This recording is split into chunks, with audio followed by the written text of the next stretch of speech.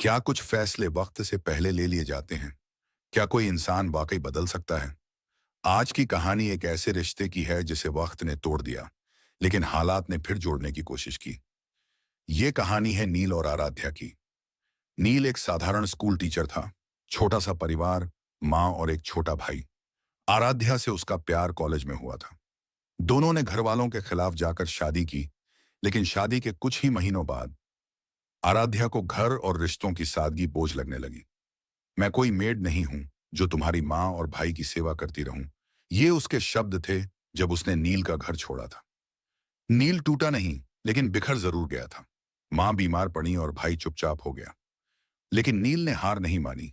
दिन रात मेहनत करके माँ का इलाज करवाया, भाई को पढ़ाया और खुद को संभाला। 5 साल गुजर गए। नील की जिंदगी अब एक रूटीन थी। स्कूल, घर, माँ की दवा और भाई की फीस। और फिर एक दिन स्कूल से लौटते वक्त दरवाजे पर खड़ी एक परछाई ने उसकी सांसें रोक दी। वो आराध्या थी, वही चेहरा, पर अब आंखों में घमंड नहीं, पश्चाताप थी। नील कुछ नहीं बोला, बस एक सवाल उसकी आंखों में था, अब क्यों आई हो? आराध्या की आवाज कांप रही थी। नील, अब कोई नहीं है मेरा, माँ बाप भी नहीं रहे, और जिन रिश्तों पर मैंने भरोसा किया उन्होंने ही मुझे ठुकरा दिया। वो वही आराध्या थी जो कभी कहती थी, तुम्हारा छोटा सा घर मुझे घुटन देता है। आज कह रही थी, इस घर की दीवारें अब सबसे ज्यादा अपनी लगती हैं।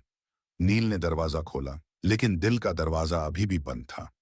माँ ने आराध्या को देखा और कुछ पल बाद कहा, बेटी, अगर अब तुम्हें रिश्तों की अहमियत समझ में आई है, तो इस बार इसे निभाना सीखना पड़ेगा। आराध्या ने उनके पैरों पर सिर रख दिया। दिन बीतने लगे। आराध्या घर में रहने लगी, लेकिन नील अब भी उससे दूर दूर रहता। एक रात जब माँ की तबीयत फिर बिगड़ गई, आराध्या ने सारा जिम्मा खुद उठाया। नील चुपचाप देखता रहा। पहली बार उसे लगा कि शायद बदलाव वाकई हो सकता है। माँ की देखभाल, भाई की पढ़ाई में मदद, और फिर